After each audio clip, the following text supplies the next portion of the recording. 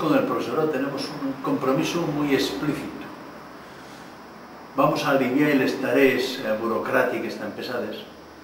Vamos a dar órdenes a la inspección para que, digamos, apoye al profesorado y no se convierta, digamos, en el principal objetivo de vigilancia.